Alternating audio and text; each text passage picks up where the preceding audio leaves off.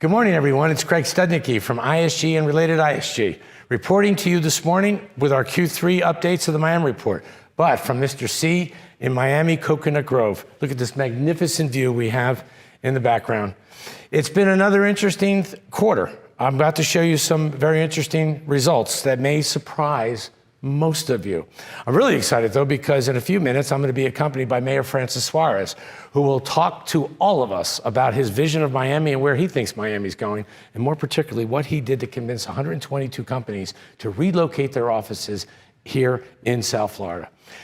Let me give you first some background and a little bit of a setup to the interview we're about to have with the mayor. The feeder markets of Miami. These is something I think we all need to keep top of mind. There's lots of chatter out there about rising mortgage rates and how it could affect real estate values and so on. The engine that keeps Miami moving, Miami being all of South Florida, be it commercial, residential, or commercial, are the feeder markets. The first one that we've enjoyed forever, at least I have for over the 30 years I've been living here in Miami, is our climate. The climate is what attracts so many second home buyers, whether they're from North America or South America. It's always been one of the most popular features, it always has been, it always will be. The second market that we're noticing now more than ever is the Latin American market. And I say more than ever. We know that the Latin market kind of slowed down for all of us in 2017, 18, 19, mostly due to the rising value of the US dollar. However, as we will explain in this, as we're explaining right now, all of Latin America has shifted to the left. There's a very good chance that by the end of this month, Brazil reelects President Lula, their former president, who's also a leftist, a socialist, as their new president. Assuming that's true, that means that the entire continent of Brazil has now shifted to the left, but seriously to the left, which is not good for currency valuations. It's not good for the GDPs of all of those respective countries. As a result, we're seeing a renewed flight capital interest coming to Miami, specifically Miami. Wealthy families from South America love real estate as an investment. Their city of choice will probably always be Miami. Major feeder markets this year, Argentina, Colombia, Chile, Peru, and Mexico. Next year, Brazil. But that's the second feeder market. The third is the Tax Reform Act of 2017. The Trump administration passed tax reform in 2017. The two states that benefited the most by far, Florida and Texas. The states that weren't too favorable in terms of the outcome of 2017 were California and New York. In fact, New York right now is the most expensive state in the US to live in, which explains in part why so many of these individual families from those two areas are moving here in such big numbers. Here's an example of the effect of Tax Reform 17 just in the last 2 years. And this slide's kind of important, because so many of you, I've heard you say, yeah, we've seen a population spike since 2020, but what happens next year? What happens in 2024? What happens in 2025? I'm giving you a 10-year snapshot here, which shows that in the last 10 years, the average growth has been averaging close to 930 people a day. Last year, we were over 1,000. It's projected this year, we may hit 1,100 people per day. That's an important stat for this reason. The fastest growing state in the country is Texas. Second is Florida. But at the pace Florida's on, in 2 or 3 years, we could pass Texas, meaning the fastest growing state by population in the US. And, oh, this is a very important stat. This is from the Internal Revenue Service that tracks our incomes and tracks where we move. They are ranking Florida now as the state that has the highest income households in the country moving here. And we outpace Texas by a lot. It's not a small number. The wealthy families, more so than Texas, more so than any other state in the country, are choosing Florida. Now, these aren't the corporations that are moving here. These are individuals that I believe have been mostly motivated by Tax Reform 17. And then finally, corporate relocations, which we're going to talk to Mayor Francis Suarez about in detail. In the history of Miami, we've never had over 122 companies decide to relocate to South Florida, and they did all this in the last couple of years. Here's an example of some of these corporations. Some of them are moving their world headquarters, like Carl Icahn, like the Citadel from Chicago. They're moving their world headquarters to Miami. A lot of other companies are opening regional offices. There are almost about 100 of them, and there are more coming.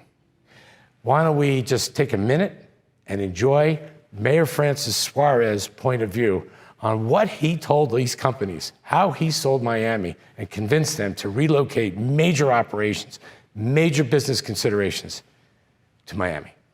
Mayor Suarez, thank you so much for joining me today. Thanks so much for having me. Now, please, for this Miami report, it's kind of a big deal. And listen, we've been speaking a lot lately. You've told me you're going to accompany me on all these Miami reports going forward. I am. You have a little better information than I have about what's going on in South Florida. It's public information, but it's almost like inside information. Yeah, well, listen, I spent a lot of time researching what's going on in Miami. Whenever I speak to you, I feel like I just moved here. Craig, nobody does it better than you. Well, no, I appreciate that very much. Thank you. But I'll be happy to be number 2 next to you. Yeah, I started publishing the Miami Report 13 years ago. It was right after the crisis of '08. And back then I used to publish it annually. And all we really did was measure inventory, where prices are going, where the buyers are coming from. Really basic stuff. But it was very confusing because the media always got it wrong when it came to our little town called Miami. That's right. Always. The last couple of years I've had to publish this quarterly because Miami's changing every quarter. It doesn't change every year. It's anymore. phenomenal. It's the growth is dynamic. For years and years and years, I have enjoyed selling real estate here to second home buyers from North America and South America since 2017. Americans that were moving here because of the tax law change that President Trump passed. Sure. You know, they want to move to a no income state tax. It was either Texas or Florida. Absolutely. And since Texas doesn't have a lot of oceans, and Texas doesn't have this ridiculous weather, here we are in Coconut Grove today. Incredible. In the middle of October. We're so lucky to live here. That's another feeder market that came here. We've always had Latin America, and Latin America continues to come. However, we have a 4th feeder market that we've never seen. Never seen. And I've done a lot of research on this. I don't know if any city in the United States is seeing the kind of growth that we're getting now from U.S. companies, as well as what's about to come in the next 5 to 10 years. I almost have this idea that you had a vision to transform Miami into this model U.S. city for the 21st century. Because you've somehow convinced over 122 major companies, most of which are Fortune 500 companies, to relocate their offices, their businesses here to South Florida, Miami, within the last 2 years. So far, only about 15 to 20% of those companies have arrived. The rest are planning. And I know just by common sense, there are more coming. Sir, you've transformed the city. This is no longer your mom's and dad's Miami. This is an international business center. This has always been the gateway to Latin America, but the Americans that are moving here have changed this again. Sir, I have spoken to so many people at ISG and related ISG and realtors all over South Florida, not to mention the millions of property owners, millions. I haven't talked to all of them, but I talked to a lot of them by email, by text. They would like me to ask you this question. In 2020, when we were all home, because we had to be home, you were on planes. You were flying all over the United States, from New York. You went to Illinois, where Chicago is. You went to California, back, crisscrossed the country. And you somehow convinced over 122 major corporations, starting with Ken Griffin, for example, at Citadel. You've got Carl Icahn that moved here. We've got Goldman Sachs opening an office here. Major corporations are relocating here. And they're going to change South Florida forever. Sir? What was your sales pitch? What did you say to these companies? Because clearly it worked. It's proprietary. No, I'm just kidding. God, I hope not. No, it's not. Look, I am blessed. I am the first mayor of Miami in the 125-year history of the city that was born in the city. What does that mean? That means that there's no separation between the person that I am and the city that I love and that I represent and that I serve. And you're right, there was a vision, and that vision was built on the shoulders of other visionaries. So when you talk about people like Maurice Ferre, who began the vision that Miami could be the gateway to the Americas. And then people like my father, who brought all these sports franchises to Miami when he was mayor. And then today they're modern day visionaries like Manny Medina, who a few years ago envisioned that Miami, to be successful, had to have a technology ecosystem. All of that influenced my upbringing. Okay. All that influenced my vision for the city. And as a father now of an 8-year-old and a 4-year-old, I realized that for our city to succeed, for any city to succeed in the world, they needed to be at the intersection of this metamorphosis from a and a highly industrial economy to an ever-increasing digital economy. So that was my aha moment. And I realized, as you said, I started building this ecosystem with the help of so many people in this community. And then we had a catalytic moment, right? The catalytic moment was, you talk about some of these macro factors like the SALT deduction going away, right? So what did that mean? Right. That means that in a city like Miami, if you're in the highest tax bracket, you're only paying a third of your income in taxes. If you're in New York, you're paying 54% of your income in taxes. That means that for every dollar that you earn, you're only taking in 46 cents. Think about that. My son lives in New York City. You're spot on. So it's like the government is your silent majority partner, right? But you don't get a say in that partnership. So I think there's a huge opportunity there. And then the second piece that happened that was a major differentiator, macro differentiator, was you had cities like New York and San Francisco kicking out their largest company and their largest innovator. In New York, kicking out Amazon after winning the HQ2 prize, and San Francisco kicking out Elon Musk by saying F Elon Musk and him saying message received and leaving. What people don't understand about those situations is it's not just that you're kicking out a company, which by the way, Amazon's going to provide 50,000 high-paying jobs for New York. It's not just that you're kicking out a billionaire. Elon Musk is the richest person in the world. Right. It's the signaling effect to the rest of the market when you're saying, we don't want you here. So by contrast, I wake up on December 4th of 2020, the same year you're talking about, and I see a tweet on my Twitter thread that says, hey, what if we move Silicon Valley to Miami? And I responded very innocently, never thinking that it was going to be like a viral moment or anything like that. How can I help? And that created a firestorm of investment because it was an attitude differentiator. Our city, which is a fundamentally pro-American city, a pro-police city, which means pro-safety, and pro-capitalism, pro-American dream, free market, is what people want because they want to be in a place where if they work hard, government's not going to take a penny of their dollars more than necessary. It's going to give them the ability to risk their capital, to invest right in real estate and other high-performing assets, and they're going to be able to retire eventually in the future. So that is the American dream, and I think no city in the world really has encapsulated that dream better and has changed its economics in a way that captures that. We're number one in the nation in tech job growth. Okay, we're number one in wage growth.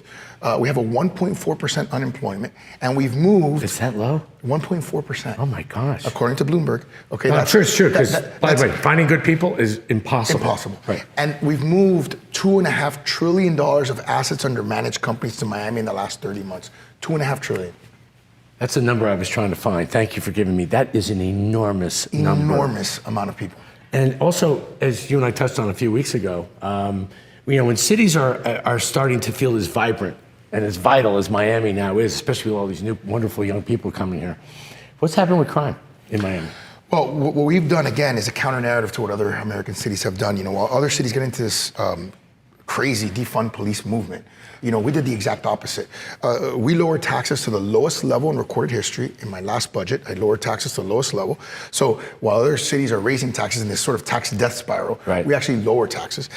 What was interesting is our revenue went through the roof because of our growth, because of the amount of construction, because of the amount of investment. Property taxes grow. Exactly. So we grew 12%, right? Which is the second most in recorded history, even though we had the lowest tax rate in recorded history. So what happened? We were able to pay our officers better, and we're able to provide more officers. We have the most police officers we've ever had in our history. And shocking correlation, we're on the precipice right now, if we have a great quarter four, of having the lowest homicide rate per capita in our history.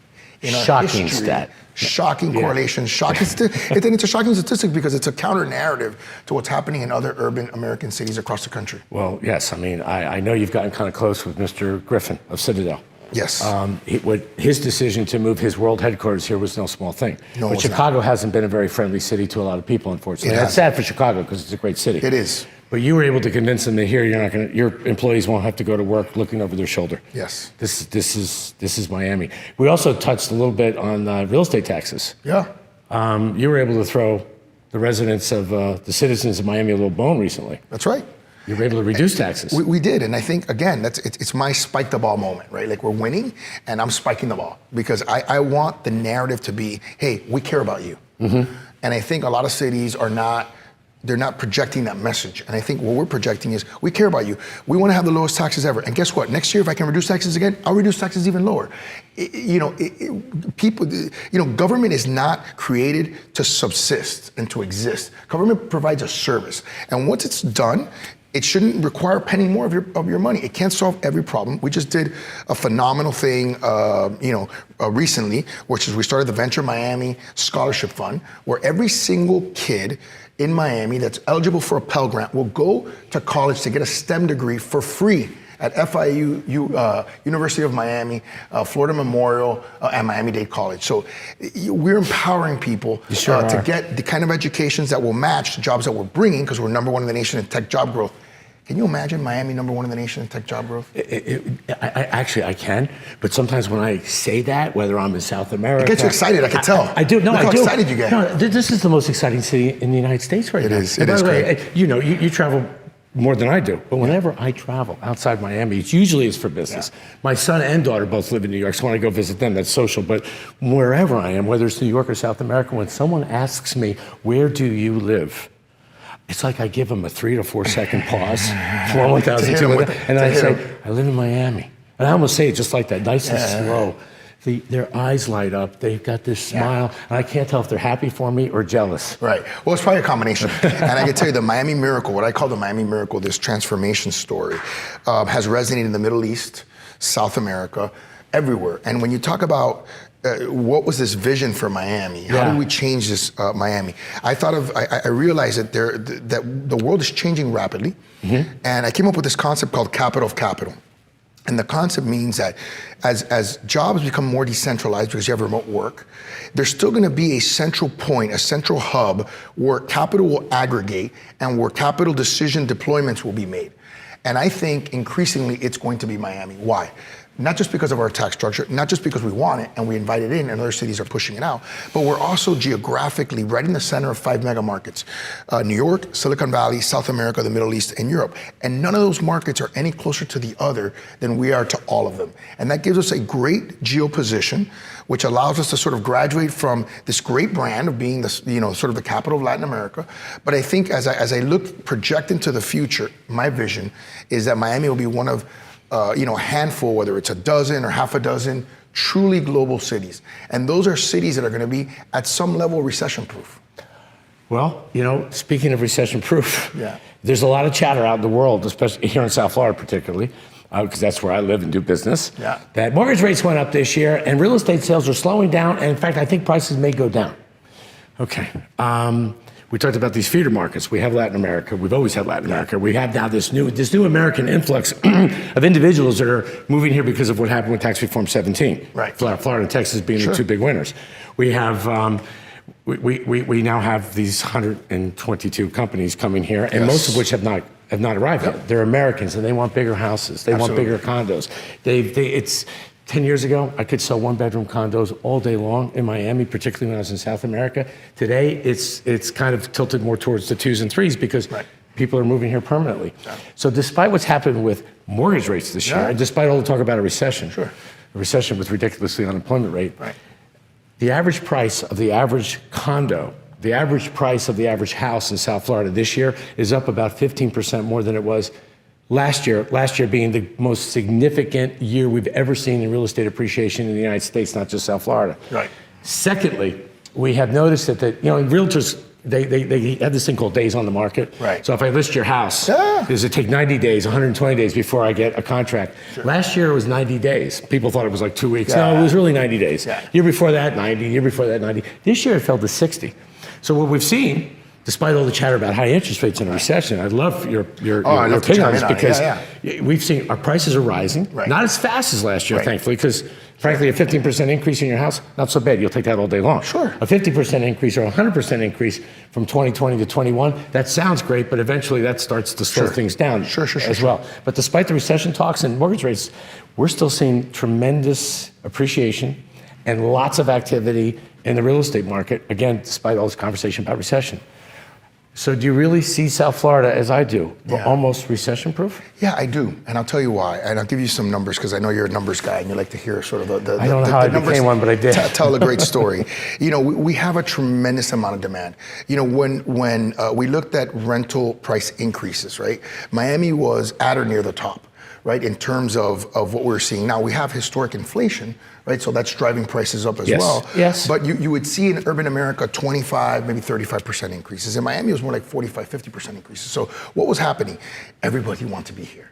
So what's the cure for hyper demand? Supply. Right, and so, Amen. And so, what does that mean for Miami? Well, first you got to look at what supply is available, right? So the delta between what's built and what can be built in our zoning code, that's a form-based code, meaning that there's like invisible boxes over buildings that tell you what you can build there. That delta is 10 to 1. So we can actually get 10 times larger than what we are without changing our zoning code. We don't have to ask for permission from the government. You don't have to get anything special. That's just baked into the system. Is that mostly downtown Miami? That's mostly in downtown Miami, but that's in areas where there's high levels of density, right? So that's a 10 to 1 multiple. We've done the analysis already. What does our pipeline look like right now? You like to talk about numbers. Yeah. So our pipeline right now, the last time that I was told, we have 47,000 residential units in the construction pipeline. 47,000. What does that mean? Well, that's about a 25% increase in our entire housing stock. Yes, that's big. Right? So that's a 2 to 3 year build out. Yes. There's no signs that that's slowing in any way. And by the way, if prices cool a little bit, that's not necessarily a bad thing. It's not a bad thing for realtors because they get a percentage of the total rental amount. Sure. They're still going to get a big percentage.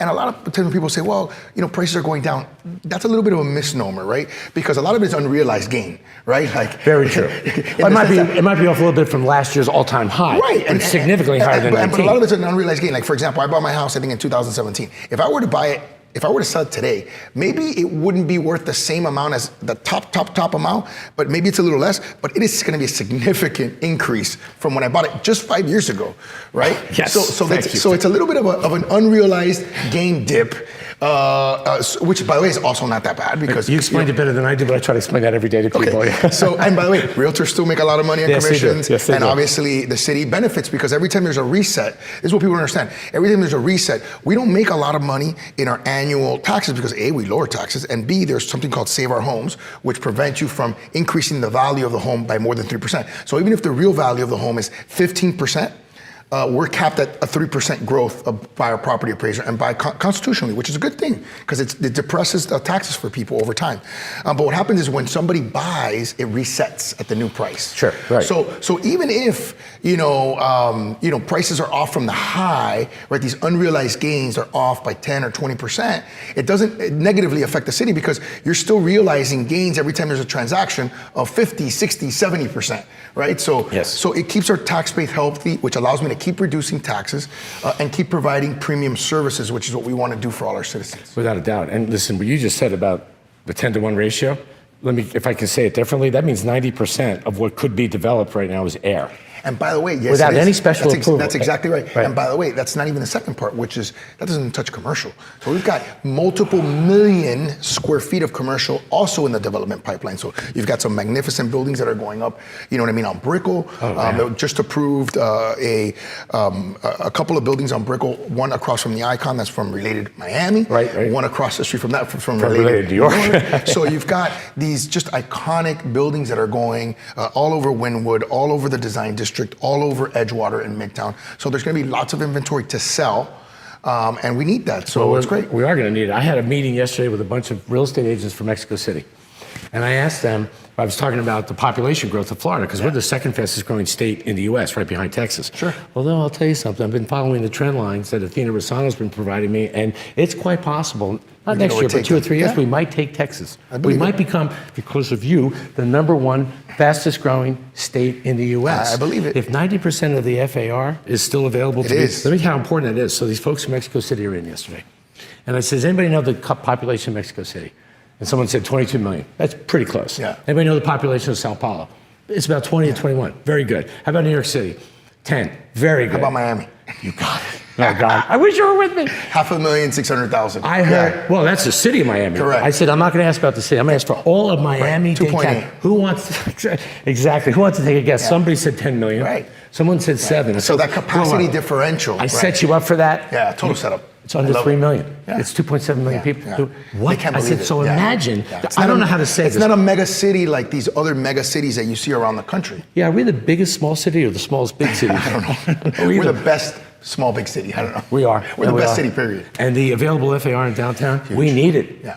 So we could go from 185,000 dwelling units. We're going to go up 47,000 more. So we'll be at, approximately 225,000, approximately, right, give or take. And then from that, we can go up to 1,500,000 dwelling units. So we got 10x. I mean, it's huge. We've got room to receive all of these people now from literally all over the world. And by the way, that's why we're bullish down on Miami versus other cities like New York and San Francisco. They have structural problems, right, with their tax rate, crime, homelessness, et cetera. Huge. And we are also putting out a plan to be the first major urban city to have zero homeless. And we're working on that. We're dedicating a significant amount of funds for that. That's important because it's a quality of life issue. Without doubt. Right? And so, but in addition to that, New York is built out. San Francisco is artificially constrained. So when you look at competition, which is also how you gauge where's demand going to be, right? How our price is going to be stable over time, right? You got to look at your competitors, right? What are your competitors doing? Are they evolving? Are they adapting? Are they doing something new? And the answer is no. No. Right. Right. Listen, I know you're busy. I so appreciate you being here today. This is fun for me. Well, you make it fun. Well, you sell Miami passionately, and I have tremendous respect for people that you do it well too. That get to test their passion, and you do it every single day. I love it. We're a part of each other now, and Yes. I've told everybody at ISG and related ISG that we can count on Mayor Suarez to be with me at the end of every quarter to talk about what happened. Because Mayor, I promise you, because of you, this city is changing every 3 months in a rather meaningful way. Well, I'll just make three. We can finish with these 3 things this quarter that have happened, right? The first is obviously we know Citadel, right? Oh. Everybody knows that. Yeah. But FTX also moved their headquarters from Chicago, their domestic headquarters, to Miami, and then Millennium took 100,000 feet in the Sabadell Bank building in Brickell. So they're bringing another 1,000, 1,500 employees. So those are 3 things. And then of course, Financial Times named us #1 in the nation for foreign investment, foreign direct investment. So those are 3 major things that happened just in the last few weeks. Again, this is not your mom's and dad's Miami, sir. No, sir. No, you've changed it. And we've done it together. There's over 60,000 realtors in South Florida We've done it and together. millions of property owners that I'm speaking for every one of them right now. But thanking you very much. You're welcome. You sell what It's been we fun. sell. You sell it at a higher level than we do, and we've benefited from all of your hard work. I do it with all my heart. I believe me. I know, guys. Believe me. He's an unusual mayor. I know we only have you for what, 3 more years, We'll see. and then we'll see what happens with Mayor Suarez. But your future is extremely bright, and I know you'll always have a lot of love for Miami, I can't regardless separate of where myself from it. the Republican Party takes you. We'll see. Yep. Thank you, Craig. Mayor Suarez, thank you so much. Thank you, guys. Mayor Suarez, he clearly has a passion and a ability to present Miami to anyone on the planet Earth. I love Miami too. I've been selling it for 30 years. A lot of you have as well. You have to admit, not like him. 122 companies so far. There are more coming. Now, how has this affected real estate in Q3 versus Q2? This is very brief. I'm going to give you an overview. We touched on some of these points in my discussion with the mayor, but I'm going to give it to you graphically. This is what happened with the average price of the average house this year in the Tri-County area. We always talk about Dade, Broward, and Palm Beach County. And you can see in 2018, they were trading for just under $450,000. But look at the real key point. Last year, the average house sold for $915,000. This year, it's up to $1,020,000. Yes, we've seen an increase in the average price of the average single-family home this year. I know about mortgage rates, but the feeder markets is the engine that's causing this. Condos behaving exactly the same. In 2018, the average price of an average condo in the general resale market was $500,000, a little over. This year, it's $655,000. But more than that, it's an increase of almost $100,000 from the average price of a year ago. Yes, condos continue to appreciate at a rather substantial rate. We're talking about standing inventory. We're not talking about new construction, pre-construction.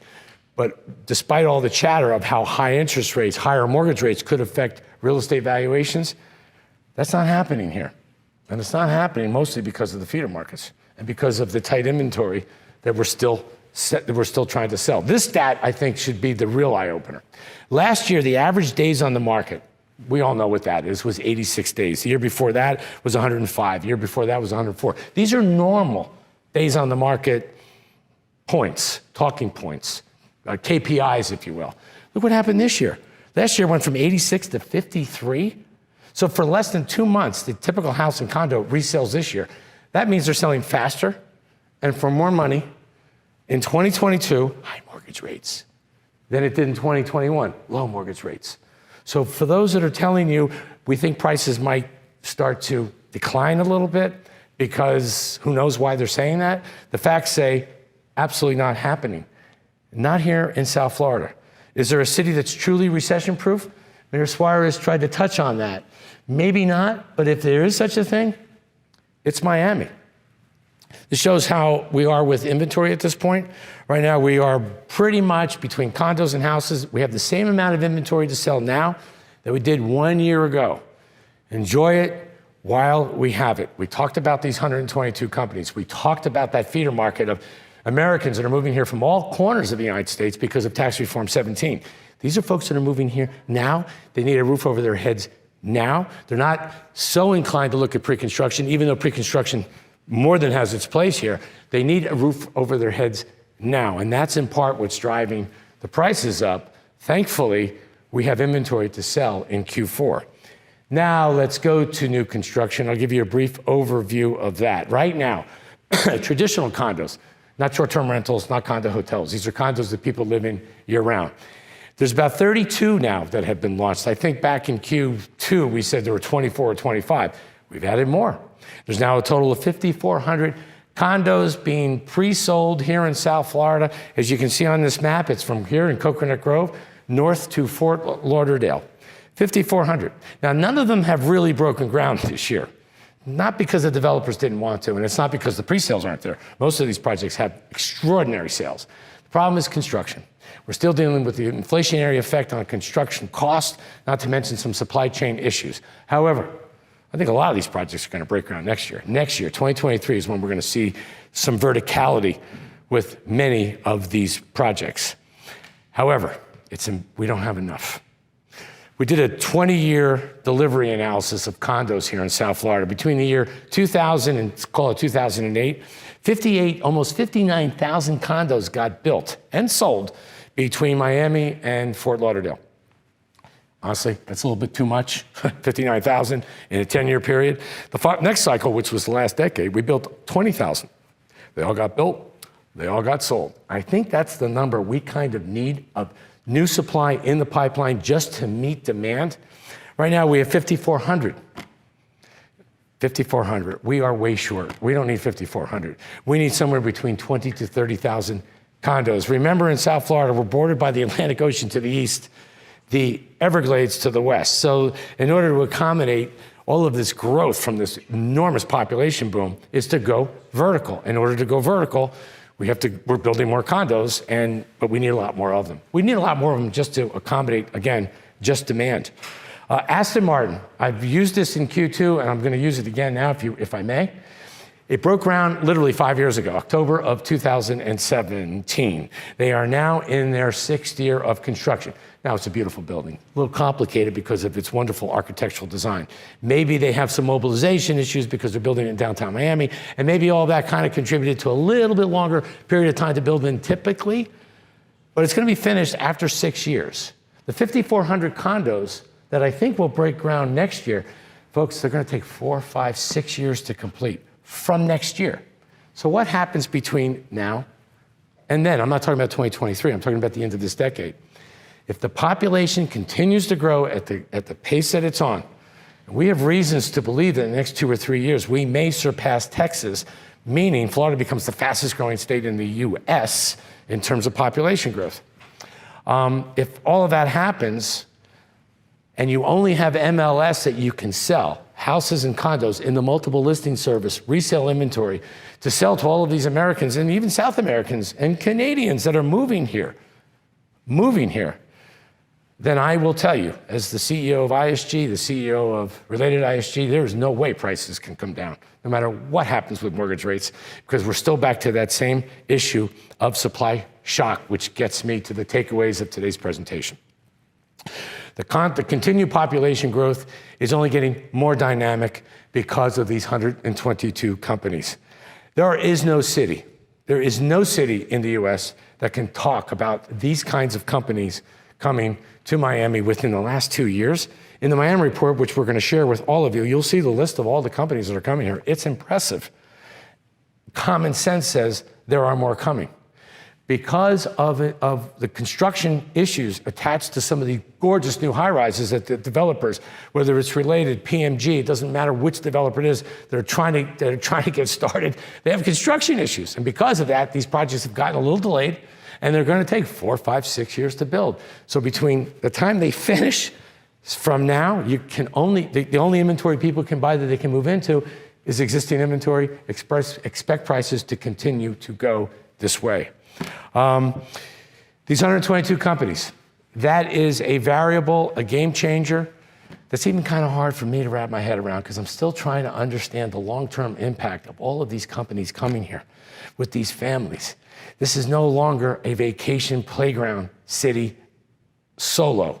It is also now a gateway city, probably the model city that Mayor Francis Suarez is trying to create, with more American companies coming here than we could have possibly imagined 2 years ago. To say the best is yet to come is probably true. As more and more of these companies settle here in South Florida, expect more changes. Expect a more viable, interesting city in every way. I look forward to seeing all of you at the end of Q4. My guests will be in the middle of January. And yes, Mayor Francis Suarez has agreed to join me and talk about what's new and what's coming in South Florida. Be well. I'll see you then.